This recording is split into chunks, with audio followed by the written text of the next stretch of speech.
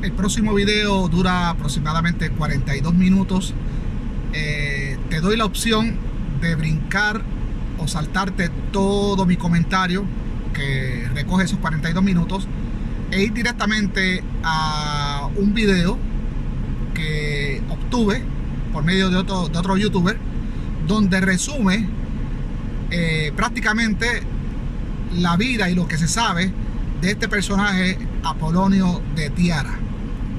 Ahora, si usted quiere saber mi opinión y todo lo que tengo que decir sobre el personaje y sobre la construcción, o sobre cómo este personaje influye en la construcción de los evangelios, es decir, del personaje de Jesucristo, pues entonces pues usted puede ver los 42 minutos que doy una explicación detallada de cómo pudo, y yo estoy casi seguro que el personaje y la historia o la leyenda de Apolonio de Tiana impactó e influyó en las mentes de los evangelistas a la hora de componer estas literaturas. Así que una vez más, si quiere, por ser tan largo, usted puede saltarse esos 42 minutos que vienen ahora después de esta intervención y llegar a ese video. Creo que son como 6 minutos donde se hace un resumen de la vida de este personaje.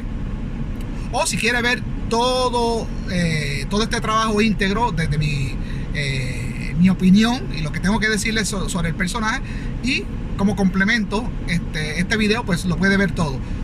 Los invito a que lo hagan de ambas maneras, y lo hago porque hay muchas personas que no les gusta o no tienen el tiempo para ver todo o se aburren. Entonces, pero es muy importante que no se queden sin esta información, vayan directo al resumen y después pueden entonces volver a empezar el video y ver mi opinión y lo que tengo que decir sobre el personaje, mi aportación a todo lo que se sabe sobre este Apolonio de Tiana. También al final del video también les exhorto que vayan les dejo en la sección de descripción aquí abajo un enlace de una conferencia que una señora entregó sobre el personaje. Y bueno, ella en el video pues supongo que ella les entrega los credenciales a las personas que la están viendo, a los asistentes. Si no lo hace en este video, porque de verdad no me fijé en ese detalle, si no lo hace es porque ya la conocen. Pero en fin, aunque la manera de ella de expresarse es un poquito aburrida, porque mayormente está leyendo, y bueno, el tipo de persona que siempre tiende a leer en las conferencias, a leer diapositivas y estas cosas así, pues tiende a ser un poquito aburrido. Los conferenciantes que hablan de su mente, que ya prepararon lo que van a decir y lo hablan de su mente mirando al público, pues lo hacen de una manera que obtiene la atención, ¿verdad?, del escucha. Así que está esa conferencia, la sesión de descripción, ahí está el enlace que los va a llevar directamente a esa conferencia. También se habla de Apolonio de Tiana y de todo lo que esta señora investigó sobre el tema. Está mi video, lo que yo les tengo que decir y cómo yo pienso, y estoy casi seguro, no puedo decir 100%, pero estoy 95 o un 99 quizás por ciento de verdad, ¿cómo puedo decir? Estoy convencido de que este personaje influyó en las mentes de los autores de los evangelios a la hora de ellos empezar a escribir estas literaturas. Y explico por qué en este video que está por comenzar. Así que les exhorto a que vean mi opinión. Si ustedes son seguidores míos, que vean mi opinión, lo que tengo que hablar sobre esto. Y entonces después pasados los 42 minutos, pues hay un pequeño cortometraje que habla de este personaje, Apolonio de Tiana. Sin más, los dejo con esto. Entonces vamos a comenzar aquí. Tienen la opción de comenzar ahora este video que yo les preparé, o saltarse esos 42 minutos e ir directo al resumen de un extracto de resumen, valga la redundancia, de Apolonio de Tiana. Así que cualquiera de las dos opciones usted puede escoger. O se salta mi opinión y va directamente al video, o ve todo lo que preparé íntegro en todo el contexto para que usted pueda llegar a sus propias conclusiones. Así que desde ahora pues empieza mi trabajo y lo que tengo que decirles a ustedes sobre el tema de Apolonio de Tiana. Suscríbase a mi canal, denle like si les gusta, y si la información que les estoy entregando es una novedad para usted, investíguela, corrobórala, y por favor comparta este video con sus amistades para que se difunda esta información y la gente pueda tener más entendimiento y más conocimiento sobre cómo se escribieron los evangelios. Hasta la próxima. Aquí les dejo con este trabajo y ya lo dicho está. Buenos días, mi gente.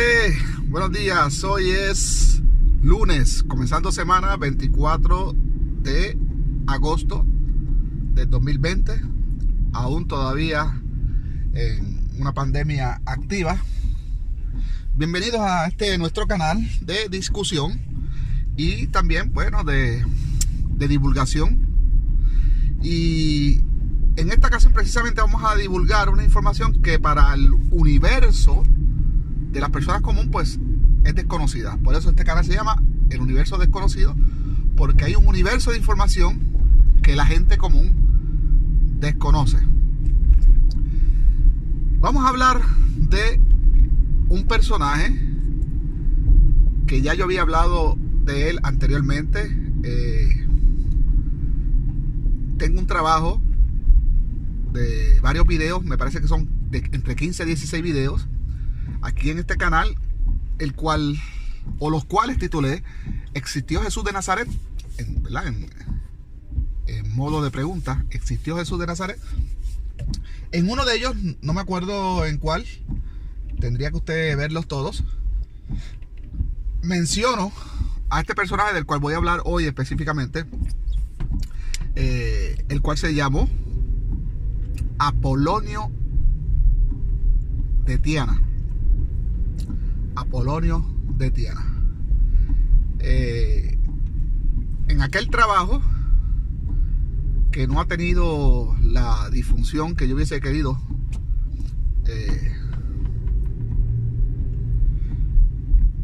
pues hablé de él y hablé de otros personajes de los cuales había una similitud extraordinaria con el personaje de Jesús. En el último video que grabé, el cual titulé ¿Quiénes escribieron los evangelios y quiénes no?, pues también hablo de la información que había en el primero y el segundo siglo, y tercero y cuarto, información que estaba disponible para los escribas, para los autores, aquellos que escribieron estos tratados que hoy conocemos como los evangelios.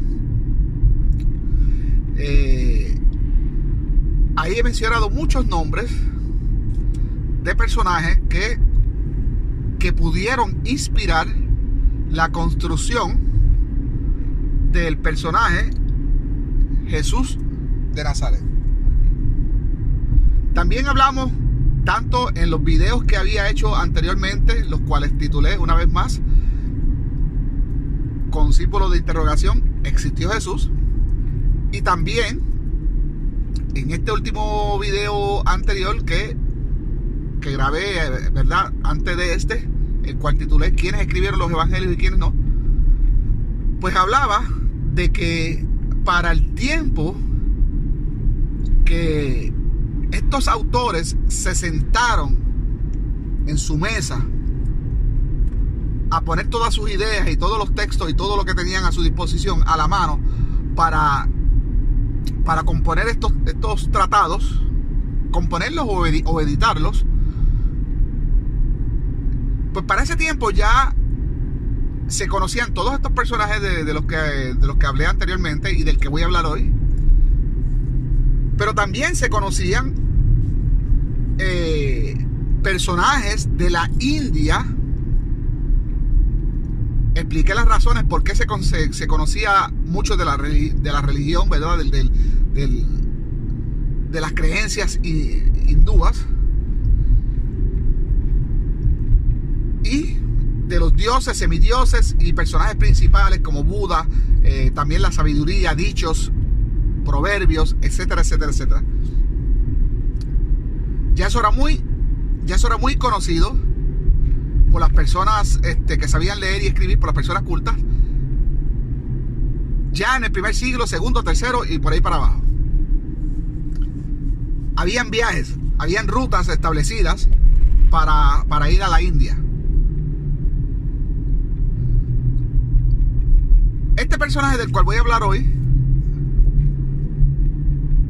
es uno de los cuales mayormente su historiador principal, que se llamó Filóstrato, pues nos cuenta que también hizo su viaje a la India en busca de la sabiduría y siguiendo los pasos de su maestro Pitágoras, que también fue a la India. Así que los griegos, en busca de la sabiduría, ellos pues ya eran sabios de por sí, pero en busca de su sabiduría, de expandir su sabiduría, y reconociendo que la sabiduría estaba en los maestros hindúes de la India,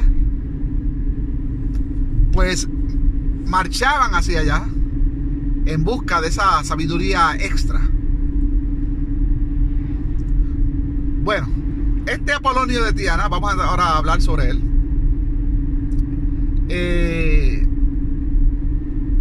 Si existió o no, lo pongo en duda, de la misma manera que pongo en duda, en mi caso, me siento totalmente convencido que Jesús no existió y que no queda ni un gramo, ni una onza de historicidad, de veracidad en el personaje de Jesús. Ahora, en este personaje, Apolonio de Tiana, me parece y sospecho que también es un personaje literario y que tampoco, muy probablemente, exista ni siquiera un gramo de historicidad. Pero lo que sí es cierto es que para muchas personas en el primero, segundo y tercer siglo, para ellos sí era una persona que había existido. Inspiró muchas cartas, muchos documentos. Existe más documentación de Apolonio que del mismo Jesús. Y algo que les va a sorprender es que, y esto son cosas que no conocen, ¿verdad? La gente común, de eso se trata este canal, es que hasta los padres de la iglesia mencionan a este Apolonio de Tiana. Entre ellos, por mencionar algunos, pues Justino Mártir.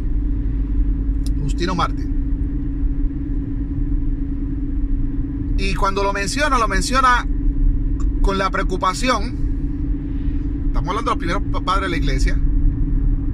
Lo menciona con la preocupación de que él mismo reconoce de que existe más documentación y más evidencia de este Apolonio de Tiana que del mismo Jesús, y le reconoce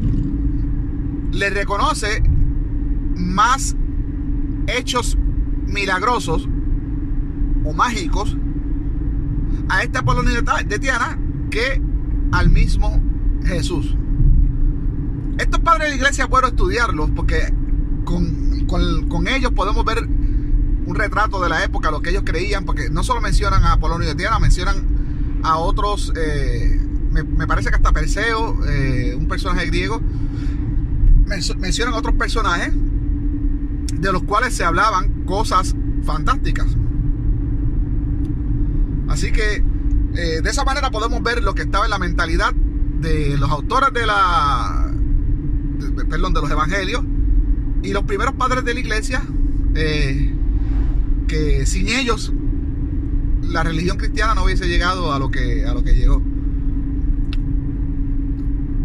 Podemos ver lo que ellos sabían entre las creencias contemporáneas, ¿verdad? de aquel entonces.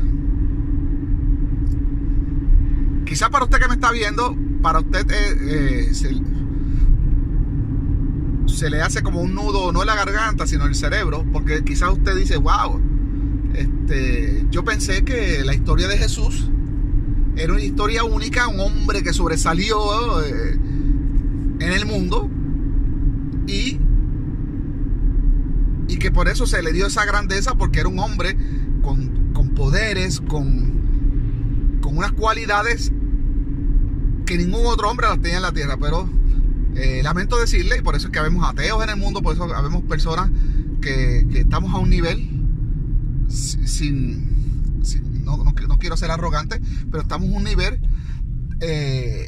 intelectual un poquito superior que el resto de la gente común, porque tenemos acceso, hemos consumido, hemos revisado, hemos escudriñado información que para la gente común pues ha sido vetada, velada, ha sido oculta. O también pues muchas personas comunes pues tienen, ¿cómo podríamos llamarle? Nosotros los boricuas le decimos vagancia, pero hay personas que son haraganes en cuestión de buscar esa información. Simplemente se sienten muy cómodos con la información que ya heredaron y no cuestionan nada, no profundizan. Así que ya los padres de la iglesia, específicamente Justino Mártir, ya hace mención de este Apolonio de Tiana. Esta ciudad era Tiana, ¿no? Era en Capadocia, lo que es la actual Turquía.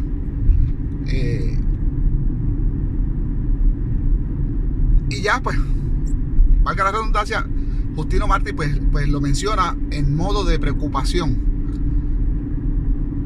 Ellos reconocen que Jesús, que el personaje Jesús de Nazaret está compitiendo contra unos personajes aún más excepcionales que el mismo Jesús. Bueno, ahora que ya he mencionado mucho este hombre, Apolonio de Tiana, como les dije, los historiadores lo ubican naciendo en el año -4 de nuestra era, cosa que va de la mano con el mito de Jesús de Nazaret, puesto que los historiadores también ubican a Jesús de Nazaret naciendo en el año -4 de nuestra era. Es decir, ambos personajes nacen en el mismo año, según los historiadores. Uno pues desarrolla su vida en Palestina, lo que se conoce hoy como el Estado de Israel, y otro, su historia, su mito, se desarrolla en todas estas ciudades grecorromanas, o prácticamente se mueve por todo el imperio romano. Inclusive me parece que uno de los discípulos de menciona que creo que Apolonio de Tiana también pisó tierra santa de los cristianos y de los judíos. Es decir, Apolonio de Tiana es muy probable que también entre sus aventuras haya pisado la tierra de Palestina como parte del Imperio Romano. Apolonio de Tiana, pues lo que se sabe en resumen, era un filósofo, también matemático, era un sabio, discípulo de Pitágoras. Se cuenta que a la edad empezando la adolescencia, por ahí entre los 12, 13, 14 años, se presentó ante los sabios de la época y resultó que ya sabía más que los mismos sabios y los mismos filósofos y maestros de la sabiduría, del conocimiento pues griego de aquel entonces. Entonces vemos un paralelismo ¿verdad? Con Jesús cuando se presenta al templo y resulta que sabía también más que los rabinos y sabios de la época, según el mito. Tuvo discípulos, Apolonio de Tiana tuvo discípulos, donde quiera que pisó dejó huella, la gente le quería. El Imperio Romano en su momento lo vieron como un agitador, como alguien que ponía las masas en contra del imperio. Hay un paralelismo también con Jesús en eso. Se le atribuyen muchos actos de magia que, para traducido a la mentalidad cristiana o judeocristiana, pues lo llamamos milagros. En el mundo judeocristiano eso se le llama milagros, pero es un asunto de juego de palabras, tecnicismo, que podríamos decir, para separar una actividad del paganismo, o del cristianismo del paganismo. O sea, separar por medio de juego de palabras, aunque sea la misma práctica, aunque sea lo mismo, pero el lenguaje, pues aquellos hacían magia y nosotros milagros, pero era lo mismo. Como he hablado en otros videos, para el judío cristiano, el pagano que tenía premoniciones, que adivinaba el futuro, ellos le llaman un adivino. Pero para el judío cristiano, el que hacía lo mismo, que tenía premoniciones, podía adivinar el futuro, pues entonces le llamaban profeta. Pero es lo mismo, es la misma práctica, están haciendo lo mismo, no es nada diferente, simplemente es el lenguaje que cambia. Como si dijéramos una cosa en español y, por ejemplo, un bailarín, en inglés dancer, es lo mismo, es la misma actividad, es un bailarín, pero en inglés se le llama dancer, y en otros idiomas pues cambiará. Pues lo mismo pasaba con esto de los milagros. En el judeocristianismo pues se le llamaban, en el paganismo pues era magia.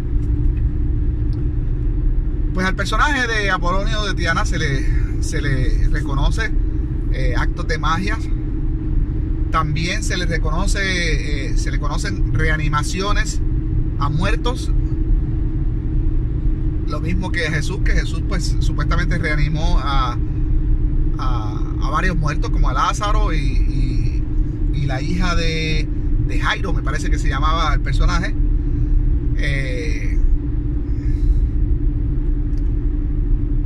Igual que Jesús dejó huellas, como mencioné anteriormente, y pues bueno, llegó a ser juzgado por el imperio igual que Jesús.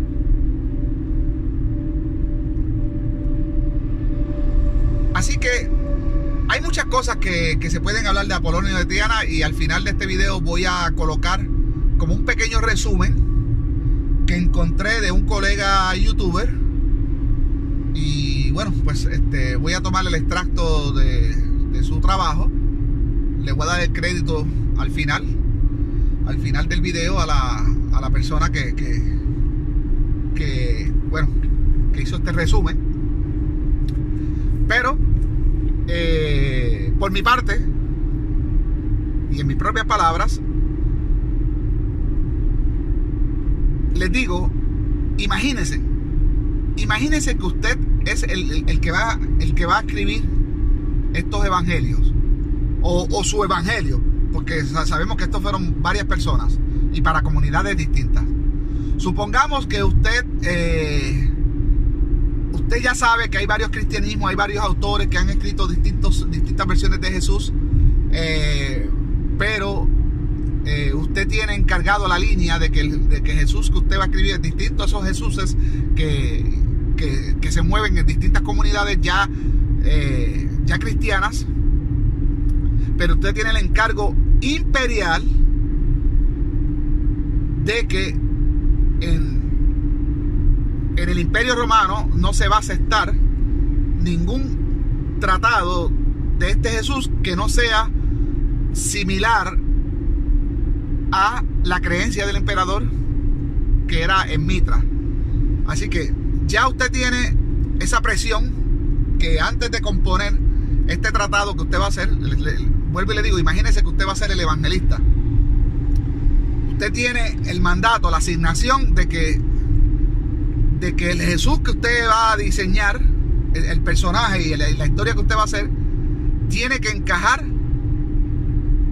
con aspectos de, ¿verdad?, de Mitra, y aspectos también de zoroastrismo, que era, ¿verdad?, la religión de los persas,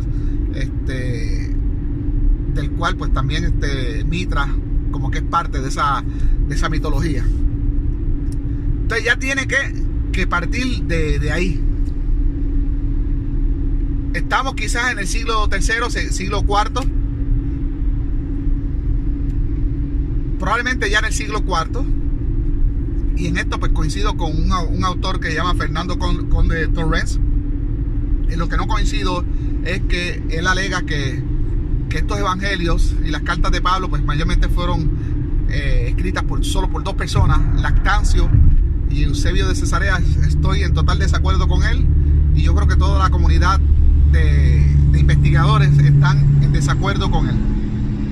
Y bueno, este hombre pues también no está abierto al debate, porque siempre él dice que no quiere debatir con personas que supuestamente ya tienen ideas preconcebidas o establecidas, sino con aquellos que están abiertos a cambiar. Entonces eso es desleal. Eso no le usted tiene que estar abierto a debatir con aquellos que no piensan igual que usted. Yo no me atrevo a decir quiénes fueron los que compusieron esto. Para mí es como dije en el video anterior, para mí es un atrevimiento hacer esto. En lo que sí coincido es que estos evangelios fueron compuestos en el siglo IV. En eso coincido. Entonces, partiendo de esa mi opinión personal, de acuerdo a lo que he investigado y la evidencia que he examinado, pues vuelvo y les repito, imagínense que estamos en el siglo IV, tenemos la asignación de hacer una composición. Podríamos decir, quizás existe como un tipo de concurso para que muchas personas le presenten a un panel de expertos por parte del imperio, que le presentemos una obra literaria que encaje con la creencia del emperador, el mitraísmo, con Mitra, pero que a la misma vez pues tenga este personaje tenga un producto, tenga algo que mostrar como producto que compita con las creencias que ya están en el paganismo, que son las que quiere erradicar el emperador. Él quiere como que consolidar todas las creencias en una, consolidarlas todas para que el imperio se una, pero que sea todo como un culto. Estamos hablando de un imperio que es politeísta, que creen en todo, gente que ha ido a la India, que como dije anteriormente, conocen de Julio César, conocen de Zeus, de Perseus, de Hércules, de los cuentos de Troya,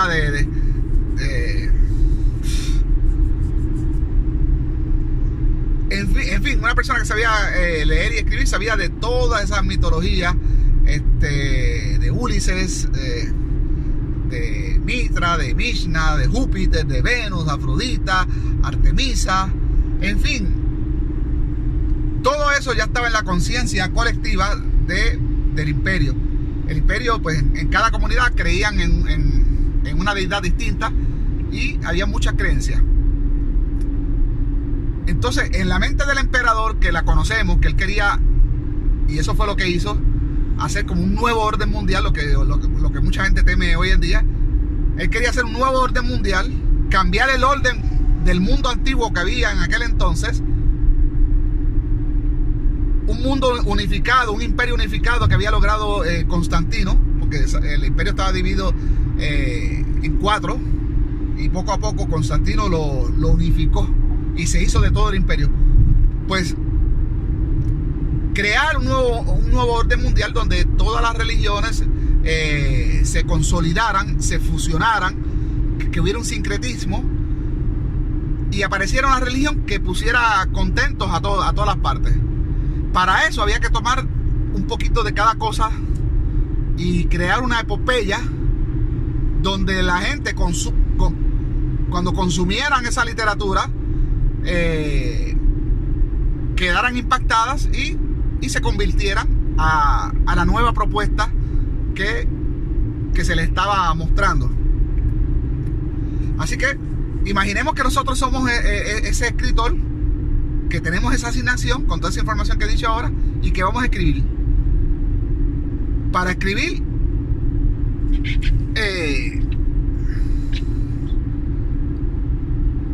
imaginemos que ya el Evangelio de Marcos está ya compuesto, que ya entre los cristianismos que ya se movían en el imperio, porque eran muchos Jesús, muchas versiones de Jesús, unas más extraordinarias que otras demasiado fantasiosas como para creerlas, pero las creían en aquel tiempo. Pues supongamos que ya el Evangelio de Marcos ya se había compuesto, pero a ese Evangelio de Marcos pues hay que darle más. Se nos queda debiendo como para lograr que una persona, por ejemplo de Macedonia, una persona de Éfeso o de Alejandría, pues se nos convierta, para que una persona acepte nuestro trabajo. Entonces, para eso tenemos que coger el Evangelio de Marcos, leerlo y empezarlo a adornar con más fantasía, con algo que pueda impactar al lector. Y eso pues prácticamente es lo que sucedió. Y de ahí pues que nacen evangelios como el de Mateo, y el Evangelio de Lucas. Estos autores, y aquí sí incluimos a quien quiera que escribió a Marcos, estos autores al sentarse ya conocían la historia de este personaje Apolonio de Tiana. Lo sabían porque son personas cultas. Son personas cultas. Y como dice en su escrito Justino Martí, uno de los padres de la iglesia, hay mucha información. Y había mucha información de este personaje. Así que ya estos autores tenían en su mente al menos la tradición oral, y quizás ya tenían también escrita alguna copia de Filóstrato. Pero mínimo tenían ya la tradición oral de lo que fue el personaje de Apolonio de Tiana. Sabían de Julio César, que en el video pasado le hice un resumen de la vida de Julio César, que también tiene una similitud tremenda con la vida, ¿verdad?, de Jesús, con el resumen de la vida de Jesús. Pero para hablarlo rapidito, Julio César, el emperador, muy querido por el pueblo, era como un héroe para el pueblo, un unificador, un tipo de Mesías también, porque se le veía como un héroe, querido por el pueblo, pero odiado por las autoridades, traicionado por uno de sus amigos, y posterior a su muerte es deidificado. Se empieza a se le empieza a rendir hasta culto, como si fuera una deidad. Pues los autores sabían eso, sabían esto de Julio César, sabían de Apolonio de Tiana, sabían de Zeus, obviamente sabían de Mitra, sabían del zoroastrismo, sabían de Platón, sabían de Pitágoras, sabían de Sócrates, sabían de Krishna, de Buda. Tenían mucha información de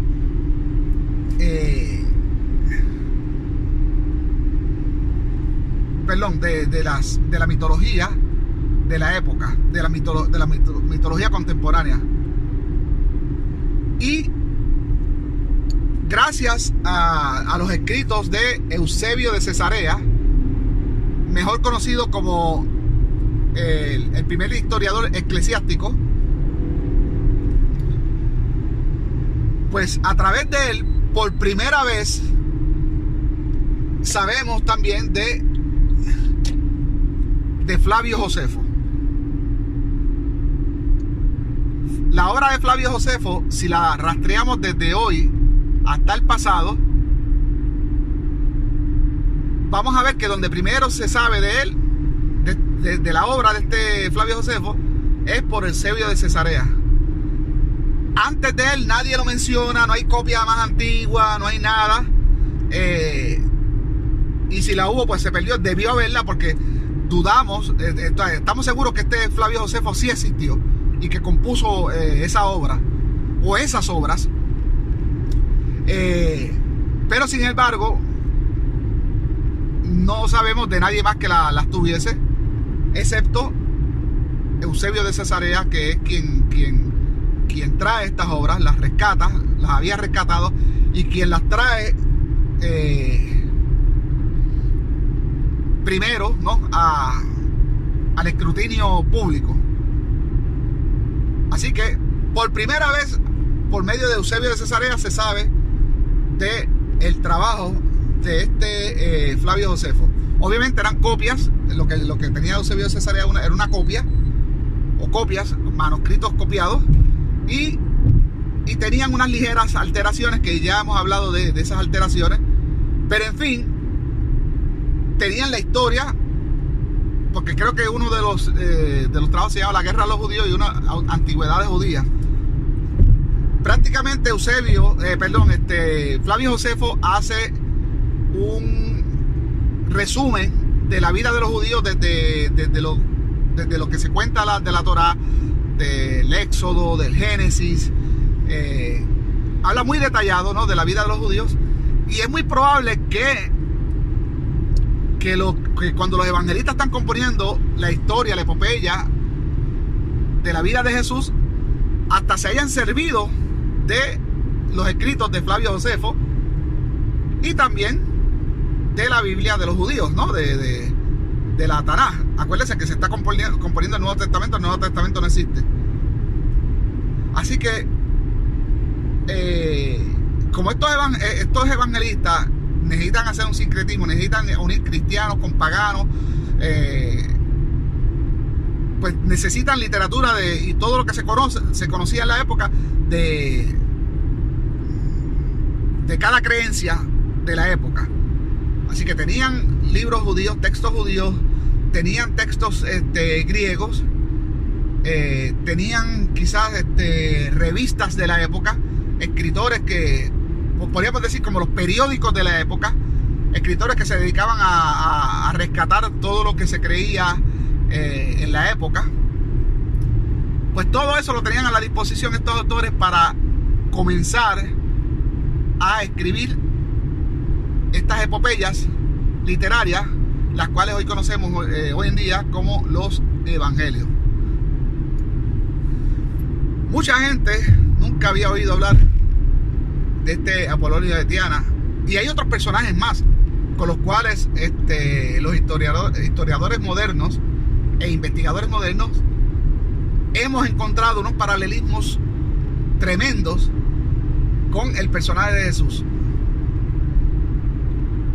Pero en particular es muy importante ¿Por qué? Porque según Filóstrato y según todo lo que tenemos de este personaje, pues se ubica naciendo y viviendo en el primer siglo y naciendo exactamente en el año que supuestamente nació Jesús. Y en resumen sobre el personaje, es un personaje que el mismo Jesús se queda corto cuando se compara con este Apolonio de Tiana. Y esto lo reconocen los padres de la iglesia en sus escritos. Cuando mencionan a Apolonio de Tiana, se dan cuenta que Jesús les queda debiendo, que el personaje de Jesús, por lo menos el que llegó ya al canon que conocieron estos padres de la iglesia, pues se quedó corto. Ahora, si estos padres de la iglesia hubiesen leído otras versiones de Jesús que circulaban en la época, otros evangelios, hay unos evangelios que la iglesia nunca quiso, que los rechazó, porque eran demasiado de fantásticos, ponían un Jesús demasiado de poderoso, con cosas que eran demasiado difíciles de creer. Entonces, si estos padres de la iglesia al comentar hubiesen comentado sobre Jesús de esos otros evangelios, pues dirían que entonces sería al revés, que Apolonio de Tiana pues quedaba debiendo. Pero estos padres de la iglesia ya vienen después de que el canon está hecho y que la iglesia está organizada. Aunque la iglesia e historiadores de la iglesia traten de ubicar a estos padres de la iglesia en el primero y en el segundo siglo, pues sabemos por la agenda que lo hacen para que todo tenga que cuadrar. Pero sabemos, los investigadores independientes que no tenemos que ver nada con la iglesia, sabemos que estos autores, estos supuestos padres de la iglesia, pues son de un tiempo posterior a que ya el canon y el credo niceno ya son un hecho. Para los que no saben qué es el credo niceno, pues un católico sabe lo que es el credo niceno porque lo reza en la misa. Eso es parte esencial de una misa católica, rezar el credo. Y el credo pues es, como podríamos decir, el himno que se crea después del concilio de Nicea. Por eso se llama el credo niceno, porque fue en el concilio de Nicea donde se determinó, ok, este es el cristianismo que nosotros vamos a seguir por mayoría de votos, ya oficializado por el emperador. Los demás cristianismos no sirven, son descartados, son prohibidos, y el que se descubra practicando esos otros cristianismos va a ser considerado hereje y muerte con ellos. Entonces el credo niceno es la versión aprobada por el emperador, que sabemos ya hoy en día que es una versión sincretizada de todas las creencias que habían en el primer siglo y en esos primeros siglos en el Imperio Romano, y los cuales el emperador pues quiso con éxito consolidar en una sola religión. Entonces por eso en los evangelios vemos elementos de todas las religiones que habían en el pasado. Ese es el cristianismo vencedor, del cual los primeros padres de la iglesia pues comentan. Entonces por eso nosotros, investigadores independientes, valga la redundancia, ubicamos a estos supuestos padres de la iglesia después de que el cristianismo oficial está pues ya organizado y funcionando, el cristianismo oficial del imperio. Y cuando ya hay un canon, que cuando ya se decidió, estos son los textos que se van a utilizar en la liturgia, estos son los textos que se van a utilizar en el cristianismo. y es de esos textos que estos padres de la iglesia pues comentan. Así que por ende pues estos padres de la iglesia pues debieron existir después de que este canon pues se había hecho. Y bueno, pues este Apolonio de Tiana es un personaje que debió, sin lugar a dudas, inspirar a quien quiera o a quienes quieran que escribieron estos evangelios. Así que ahora ya los voy a dejar con el video que les dije, que hace un resumen del personaje de Apolonio de Tiana. Yo solo les di un comentario en mis propias palabras. Les dejo con este resumen hecho por un colega que ahora mismo pues se me olvidó el nombre, pero al final del video voy a tratar de darle el crédito a la persona que hizo este video con este resumen. Les exhorto a que si no sabían de este personaje, que se informen. Hay mucha información sobre él, videos, conferencias sobre este personaje. Les exhorto que busquen sobre él. De hecho, también voy a poner en la sección de la descripción de este video una conferencia que hizo una mujer, no me acuerdo si es historiadora o una maestra de historia. En fin, en el video ella habla de sus credenciales, y ella pues en su trabajo pues da mucha información también sobre este personaje. Voy a poner esa conferencia aquí en la sección de descripción, pero hay muchos comentaristas, muchas conferencias sobre el personaje, libros, tanto en inglés, en alemán, en los distintos idiomas. Hay mucho material sobre este Apolonio de Tiana, que quizás para usted no era un nombre que le dijera algo, o un nombre que usted hubiese escuchado antes, pero ya a partir de aquí ya usted lo escuchó, y créame que ese nombre no se le va a pegar y no se le va a olvidar. Si usted decide investigar de este personaje, se va a llevar mucha sorpresa y va a entender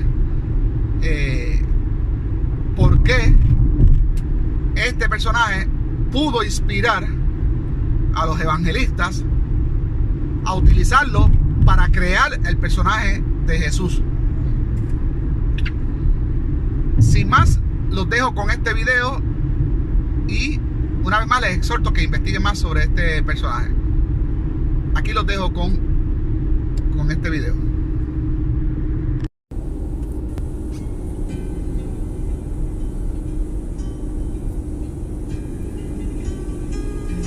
La Iglesia cristiana usó de todo su poder para hacer pasar a Apolonio de Tiana por un mito, o al menos por un secuaz del diablo. Los milagros de Apolonio inquietaron a los primeros padres de la Iglesia, como podemos ver por el embarazo que muestra Justino el mártir. ¿Cómo explicar que los talismanes de Apolonio tenían el poder de calmar el furor de las olas, la violencia de los vientos y los ataques de las bestias feroces, y mientras que los milagros de nuestro Señor solo son conservados por la tradición, los de Apolonio son más numerosos y se manifiestan efectivamente por hechos tan concretos que arrastran a todos los asistentes? La historia atestigua la realidad de Apolonio. La historia romana nos dice que el emperador Caracalla hizo edificar un santuario en su memoria, y que Alejandro Severo expuso una estatua de Apolonio en su templo privado. El Museo Capitolino de Roma posee un busto del mismo.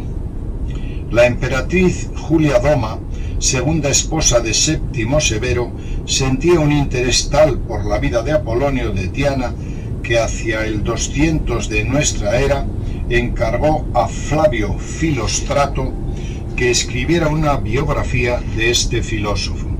Aunque Apolonio de Tiana fuese un contemporáneo de Jesús, la labor de Filostrato fue menos ardua que la de los 4 evangelistas, ya que la emperatriz pudo poner a su disposición 97 cartas de Apolonio, los libros de Moerágenes, y el diario de Damis.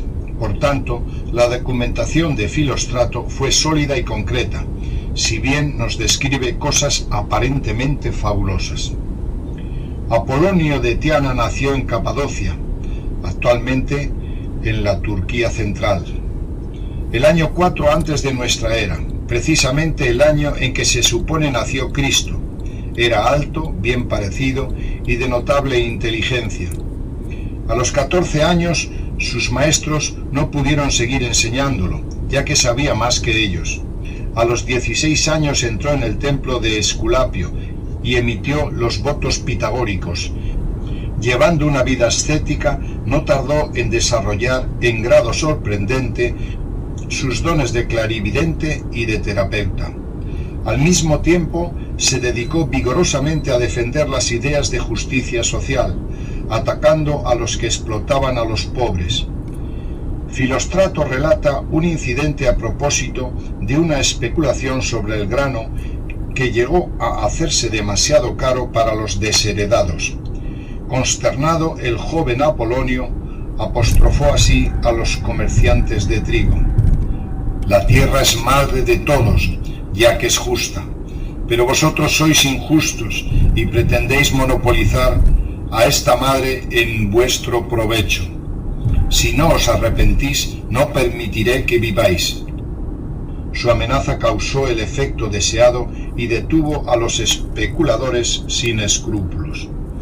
Un acontecimiento importante se produjo en lo tocante a los dioses en la vida del joven neopitagórico, cuando un sacerdote de Apolo del templo de Dafne le entregó unas placas de metal cubiertas de diagramas.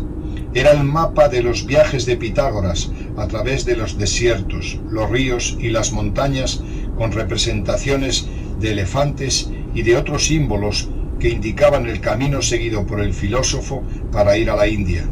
Apolonio decidió seguir el mismo itinerario y organizó su larga expedición. Llegado a Babilonia, su comportamiento excéntrico fascinó al rey, hasta el punto que invitó a Apolonio a prolongar su estancia en el reino. Y en Nínive, Mespila, se encontró con el asirio Damis, que se convertiría en su guía, su compañero leal y su alumno. Tras un largo y difícil recorrido, Apolonio y Damis atravesaron el Indo y siguieron el curso del Ganges. En un punto del valle del Ganges se desviaron hacia el norte, en el Himalaya, Perada. Su camino debe detenerse aquí, pero han de seguirme, ya que los dueños me han dado la orden en tal sentido.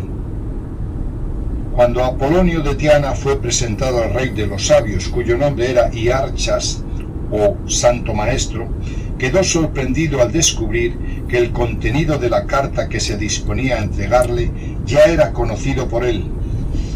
Asimismo, conocía su entorno familiar y todos los incidentes de su largo viaje desde Capadocia.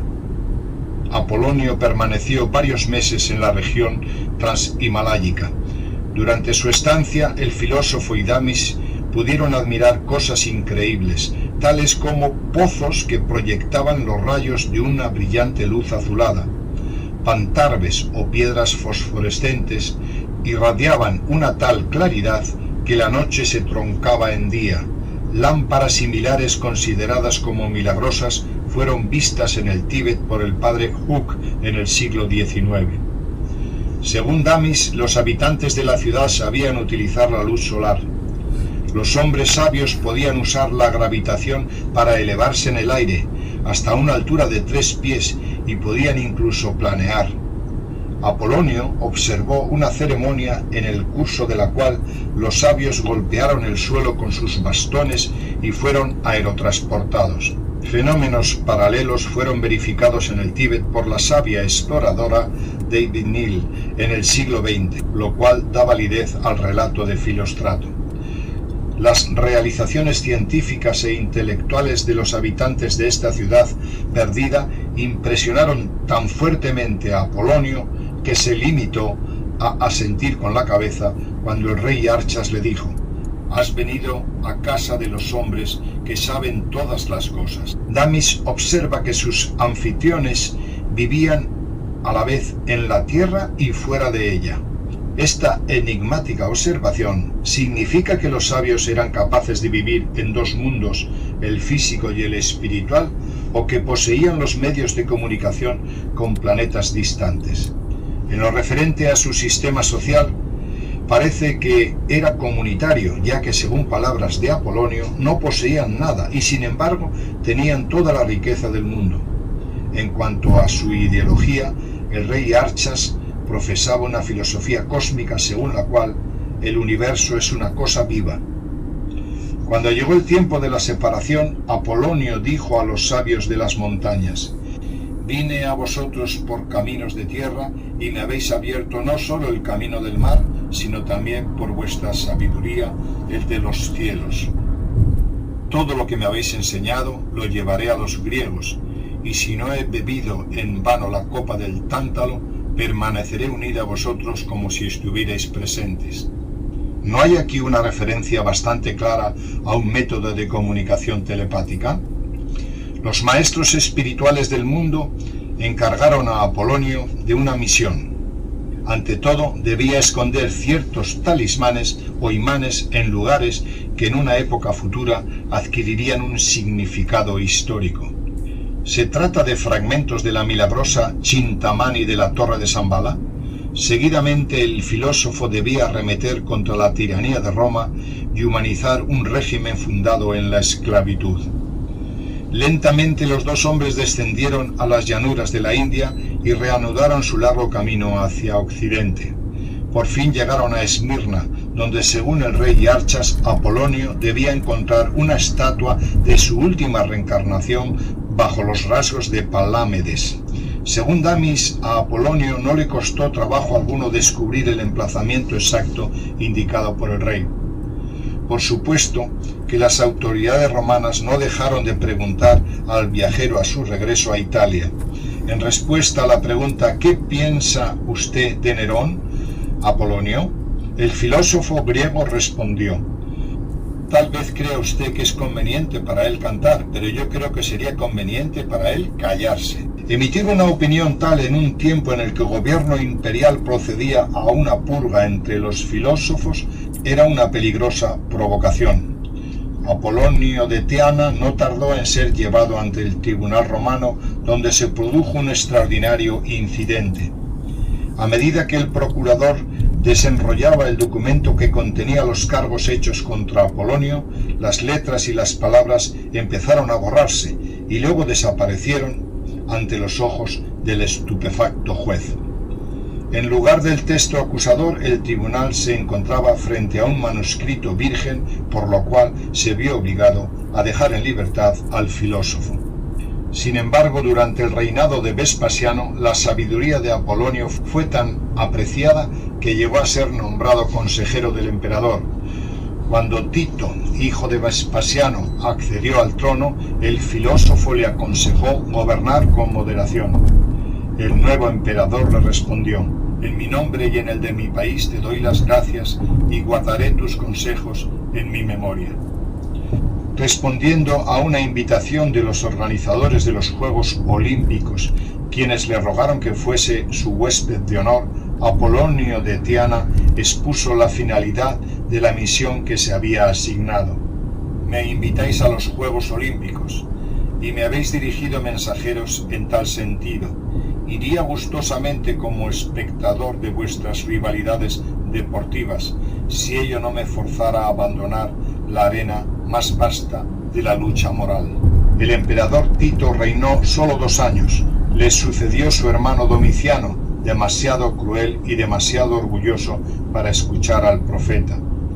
El aspecto oriental que había adoptado, barba y cabellos largos, exasperaba a Domiciano, y el viejo Apolonio, de 85 años de edad, fue acusado de sacrilegio y de conspiración, es decir, de actividades antirromanas.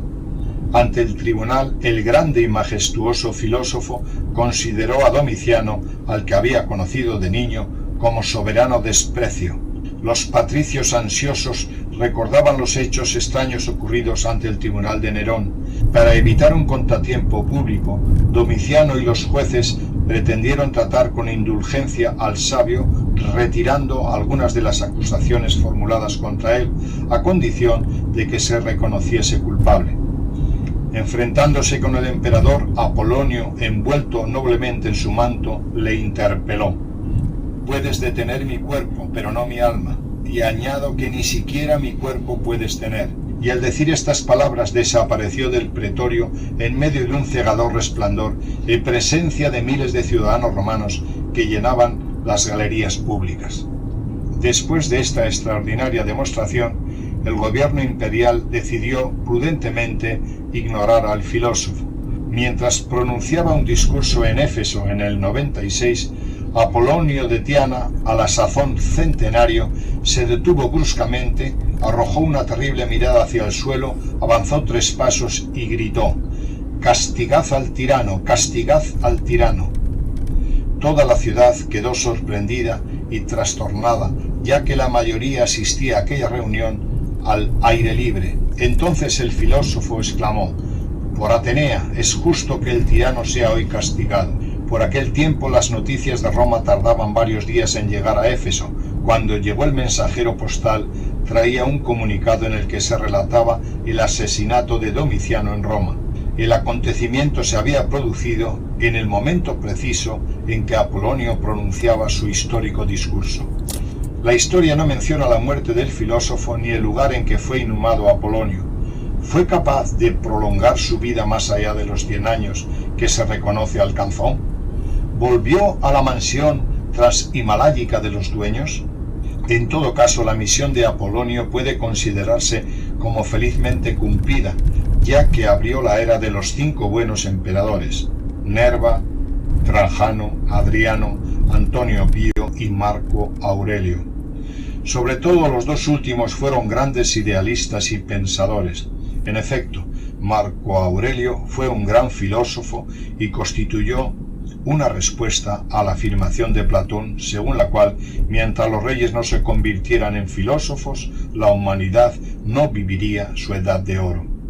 Si la sabia influencia de Apolonio de Tiana abrió el camino hacia los 5 buenos emperadores de Roma, sería totalmente falso pretender que los magos no ejercen ninguna acción benéfica sobre la humanidad. Si tal acción no es tan determinante como pudiera serlo, tal vez sea culpa de la propia humanidad, que siempre ha resistido los intentos de sus guardianes cuando quieren introducir en las relaciones humanas la doctrina del corazón.